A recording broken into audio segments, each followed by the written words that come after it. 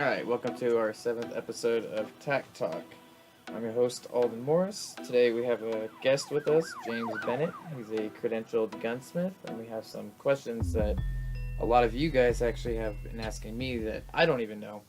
And how to get into gunsmithing, what are some recommended courses, schools, ways to go, most budget-friendly, things like that. We'll let James take over those questions, but we're going to go ahead and introduce James Bennett. How are you doing today, James? Oh, pretty good, man. Thanks for having me on. How about yourself?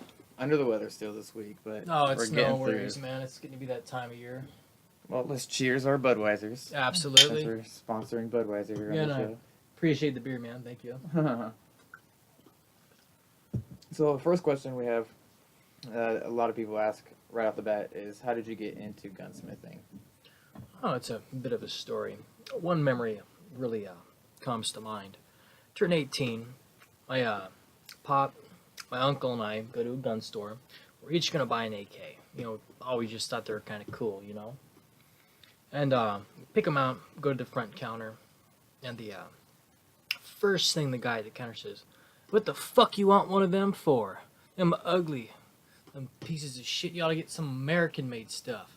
Oh yeah, the Tommy gun guy. And we just walked out of the store, and he missed out on 3 sales that day. And the average price for an AK rifle at that time was... That was $750. So it hasn't gone up or down. So he Yeah. lost out on about $2,100 at least. Yeah, that he did. And actually went to a gun show the following weekend. Again, AK on the mind. Found a parts kit at one of the booths. Never really seen one before. I was like, oh man, I bet I could build that. And did some research. Got a receiver, put it together. It's like, oh man, this is cool. And you're 18 at this time? Yeah, I was 18 years old. Yeah, this is cool. Yeah, I built this. And got excited. And it was functioning. Everything worked out great. Everything worked out great. I'm mechanically inclined. So when did by you? nature. How did you go about finding the gunsmithing school to keep pursuing the passion? Well, I was again. I built one AK, so I started scouring these gun shows for parts kits, and other things. Horse trading around or whatnot. I actually came across an advertisement for a gunsmithing school. It seemed like a really cool idea at the time, so I just went all in, went for it. What was the school? Where at? It was Lassen. They have a gunsmithing program up there in Susanville, California. That's a LASS. Yep, LAS is on. ON. So Lass. It's O or E, and I always mix the two up. But Lassen, they have a school up there, and they have a really well-renowned gunsmithing program. I actually found out there's only a few of them. There's one in Yavapai, Arizona, one in Philly, and I believe there's either 1 or 2 in Colorado, and then there's the one in California that I went to. Now, I've seen advertised online gunsmithing courses. Would you recommend those? Honestly, I've never looked at them, so I can't be of much of assistance there. But well, knowing what you went through in your curriculum, I'd say go to a gunsmithing school because it's hands-on. It's very hands-on, and percentage of classroom versus like workshop. How much percentage of the time were you in the workshop portion? 90% of it was in the workshop, 10% in the classroom. And the course, how long was the course? It took me about 3 years to complete it total. And that's average, or? I wanted a degree, so one of those years was going to school for regular stuff. 2 years all technical program. Not enough time to do the technical program and the regular schooling at the same time. You're there from 8 a.m. to 8 p.m. most days, working in the shop, trying to finish your projects. So the online courses for gunsmithing, no go. Because 90% of the time you're going to be doing hands-on work. Yeah. Again, I haven't checked them out, so I can't really say for sure. But, you're working with a firearm. It can be quite dangerous, especially if it's cobbled together incorrectly, And the book, or the classroom knowledge, mostly covered like how to properly use the tools and firearm Yes. specs. Yes. Can't talk specifications. Quick example, guys can look it up. Negative versus positive sear engagement. You always want positive sear engagement. Go ahead and Google that. Again, without any visual representation, too complicated to explain. Well, and I'm really glad that you brought that up, because you taught me that when we installed the trigger assembly in my AK-47, the ALG Defense. Yeah, no. Negative sear engagement. Yeah, Again, there's meaning- so much sear engagement. It wasn't that big of a deal, but again, it's just a little sketchy. You don't want negative. So for a visual representation on this one, we're coming up on our commercial break, so we'll try to make this quick. When you have negative versus positive sear engagement, you're talking about the trigger and how a negative surface tends to slip. You know, So where using your hands so the audience can see for themselves. Put your palms together, put your flat. put your palms together flat. That is a neutral sear surface. Go ahead and turn one palm to an angle and try to push up against it. You can't because your other palm is blocking it. That is a positive sear surface. Now go ahead and turn them the other way, and your palm will just slip right off the other one. That is a negative. And that covers Engagement. the trigger assembly. So if you have too much negative sear engagement, Yeah, and your you- safety's on, it can still fire Yeah. because the Or sear as soon will as you take slip. the safety off, it'll just slip. Or if you drop the gun, it'll go off. Again, it's a little bit complicated to go over a podcast. Yeah, we'll get back to it on our second commercial or second segment, but we got a break for a commercial break, so we'll be right back. Thank you for listening.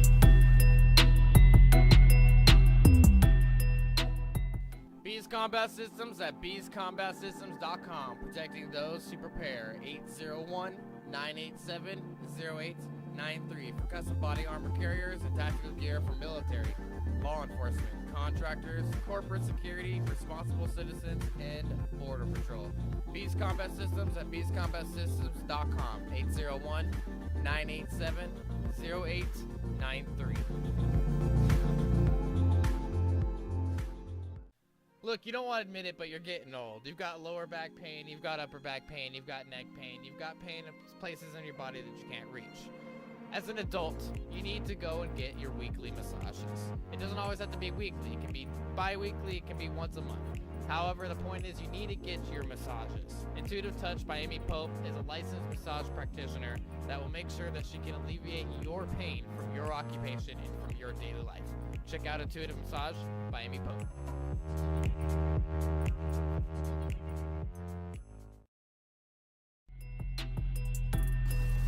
All right, welcome back to our second segment of this episode. James Bennett is here with us on the show, and during the break, we actually mentioned a topic that a lot of you guys are probably gonna agree with right off the bat, and that's the attitude with the people who work at most of these gun shops. James, what's your experience when you go buy guns? Man, all I know is that I go in there to buy a gun, and I just am faced with these grumpy, grouchy old guys. You know, can't throw you a smile, belittle you at every step of the way. It actually deters most people from yeah. asking questions because they don't feel insulted. Huge lack of customer service. Huge lack. Yeah, the customer relations in the firearms industry is absolutely important. And I know this from experience because I used to work as a gun dealer for Aero Precision for some time, where I'd have to contact people throughout the United States and, pitch to them to buy our rifles over other companies' rifles. And we also sold parts. So my reason why I left Aero Precision, and it's nothing against their product, it's how they handle the market and the attitude towards the market. I was told by my superiors to hang up on them if they wouldn't buy 10 or more rifles on that call. And I refused to, because a lot of those guys I was calling were mom and pop gun shops who actually did a lot of their own gunsmithing for clientele. So since we sold parts, I would get these guys who were pushing 60, wanting to pass on their business to family or, whoever else. And I'd ask them what their market was. And they would, we got a lot of AR guys who come in with broken guns. So I'd sell them bulk carrier groups. And to me, that's, I'm selling product. I'm selling, and they're going to come back for more. And the more they buy it, the better deal they got. But for some reason, Aero Precision's attitude towards the industry was sell, sell, sell, sell, sell, sell, make money, money, money. And a great example of this is that was in Tacoma, Washington. I worked with another company called Washington Military Depot over in Spanaway, Washington. They're about 20 minutes apart. Aero Precision sent 10 rifles to Wall Mill Dep in Spanaway. It took them 6 months. Man. They'd take your money right away, but they'll take their sweet time passing on the product. So that's another problem that I had with a lot of the people that I deal with in this industry. One of these local gun shops would have some good customer relations, good customer service, nice girl behind the counter, friendly to everyone, never belittling or turning away a client because they didn't seem like they fit in their clique or group of friends, what have you. They'd take over the local market. I tell you what, I'd buy a lot more guns if they were nicer at these gun shops. Well, what do you think the cause? Because no matter where I go, whether it's some local gun shops or if it's Cabela's or Bass Pro or even if it's gun shows, the attitude behind the counter is always the same. Why do you think that is? I honestly don't know. Maybe the culture. I think it's a flexing thing, a testosterone, an alpha male syndrome. Well, maybe, you go into some of the local bars and you fill them with all the locals. Oh, get out of here. We don't want to see you. All this other thing. I think it's something similar to that. Or just a lack of common sense and customer service. That's what everyone else is doing. We'll do it too, Again, I think if someone opened a gun shop or changed one of these shops around where, you left with a smile on your face, you're going to go back to that gun store and spend your next paycheck there. Yeah, and I'm not trying to bash local businesses here, but one of our local businesses around our area here in Lakewood opened up a gun shop, gun range in our town, and that's Welcher's Gun Shop. But I can tell you, I'm not a big fan of buying anything from that location because as soon as I walk in the door, the attitude behind the counter, whether it's male or female sometimes, is alpha male syndrome. They think they know more. They think that they're, I'm coming in as a nobody, doesn't know jack shit, and they'll belittle you to the nth degree. Yeah, it's insulting. They'll treat you like shit. It's almost like I want to have a shirt that says, I know more than you. Like, literally, because that's how it is a lot of times when I go and ask for a specific weapon, because I do these tactical reviews and I need, for example, I had to get the shotgun with the Raptor's head handle, and these fuckers had no clue what the hell I was talking about. And they're treating him like shit, like he was an idiot or something. Yeah, like sawed-off shotguns are illegal. Like, the barrel can't be that short. Like, just look it up. You're the guy who orders the guns to your gun shop. Knock it off. Like, are you kidding with me? Or, oh yeah, they don't make those anymore. I'm like, no, man, they still do. You just look it up in your system. You can find it. It's like, oh, they don't make those anymore. Just chasing away customers. It makes no sense. Yeah, and it's like a lot of them are single-minded. Like, God forbid you buy a communist weapon from a patriot gun shop, Right. If they even happen to carry. I mean, guns are guns. If it makes money, it makes money. You're not selling to the communist army. You're not selling to enemies of our state. You're literally selling to Americans who want to have a variety of weaponry. And I tell you what, every time I've walked in a gun store, walked into a friendly face, had a nice conversation, I bought a gun. Yeah. Every time.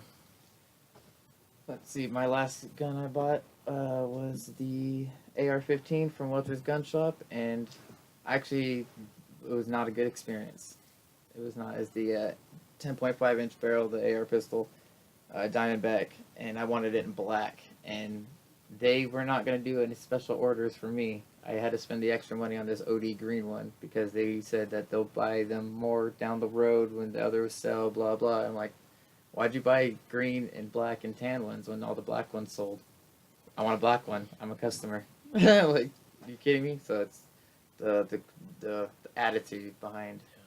And I blame it on the alpha male syndrome. I mean, I've worked in gun shops, but I've worked with gun manufacturers, and my job was to sell, not get rich.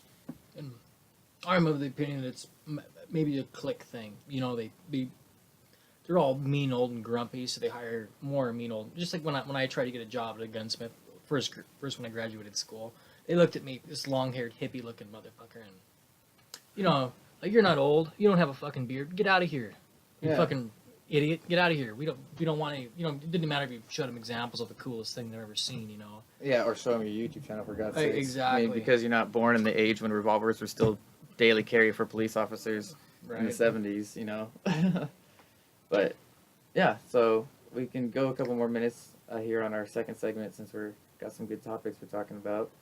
One of the things I wanted to rack your brain was a lot of people who listen to the show need consulting for their own weapons builds, or they're looking to have to be put in the right direction for, like, example, buying an AK parts kit. Yeah. What can you provide for these people? I get I'm out of the gunsmithing business, but I do a little bit of consulting. I mean, it's still a fun hobby. I know a lot. I learned a lot over the years. And for someone who had some real questions, not for not to waste time with like AR simple things that they can find on YouTube. Someone wanted to get, like for example, let's build an AK parts kit from the ground up. I could email you and let you know all the tools you need, what you need to learn, and what you need to do. Everything. And how much do you charge an hour for consulting? Honestly, kind of varies on how I'm feeling that month. Average is about $75 an hour. But hey, that hour you have everything covered you need to know. You'll be all set up. Yeah. And because of the federal laws and legalities behind a lot of these projects, you do not take the weapons overnight. They have to be in possession of their own firearm at all times. Oh yeah, yeah. I mean, in the state we're in, I can't even possess someone else's gun without breaking the law. It's crazy. Yeah, the background checks and everything. Yeah. So if you are interested in building, for example, an AK parts kit or something similar, you got a rare and unique weapon from another country that you want, fixed up and worked on, make sure it was assembled properly and can shoot for fun. How do I legally convert these parts into a functioning semi-auto firearm without breaking any laws? Yeah. So, and a lot of that work, a lot of that knowledge and information, people don't know what direction to take first.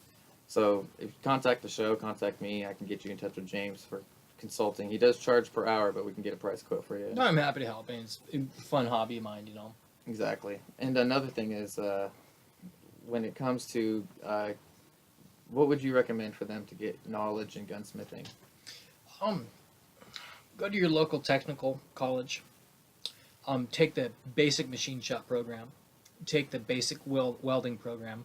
Focus on TIG welding. You don't need any of the other ones. And, learn how to use a file. And that's probably the biggest thing you can learn. Take some courses at a gunsmith program. I know the one I do, they offer summer courses. You can ask some of the professors about that positive, negative sear engagement, other important dimensions and whatnot. But for the most part, it's welding, fitting parts, and machining. If you can weld and you can machine, you can gunsmith. That's perfect. So we're coming to the end of our second segment here. We had a pretty long segment here. It's actually one of our longer shows that we've done, so I'm really glad you came on the show today. I want to thank you for being on the show. If you guys have questions for James, contact me and I'll get you in touch with him. If you guys have ideas for next show topics, we're going to have James on again. We're drinking some good old American beer here, some Budweiser. I'm going to clink that.